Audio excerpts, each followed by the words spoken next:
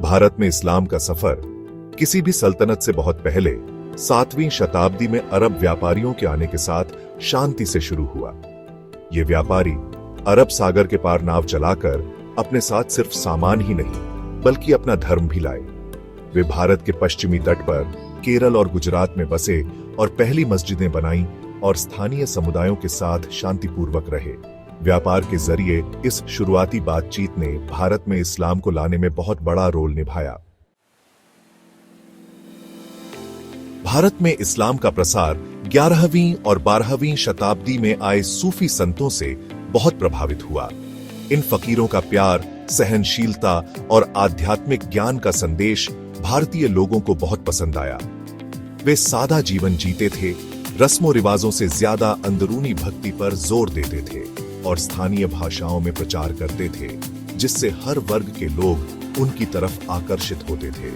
उनकी शिक्षाएं, जो अक्सर स्थानीय परंपराओं से जुड़ी होती थीं, ने भारतीय समाज में इस्लाम के शांतिपूर्ण एकीकरण में बहुत योगदान दिया।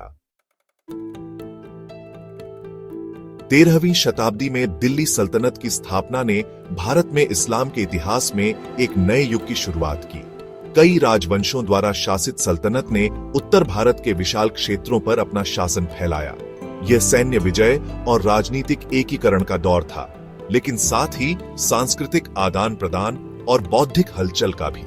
सल्तनत के कला, वास्तुकला और साहित्य के संरक्षण ने एक अनोखी भारतीय इस्लामी संस्कृति को फलने फूलने का मौका दिया। 16वीं शताब्दी में स्थापित मुगल साम्राज्य भारत में इस्लामी शासन के शिखर का प्रतिनिधित्व करता है। अकबर, जहांगीर और शाहजहां जैसे बादशाहों के तहत साम्राज्य गौरव की नई ऊंचाइयों पर पहुंचा।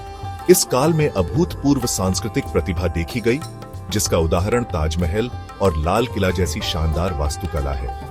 मुगल, जो अपनी प्रशासनिक कुशलता और कला के संरक्षण के लिए जाने जाते थे, ने भारतीय समाज पर एक अमिट छाप छोड़ी।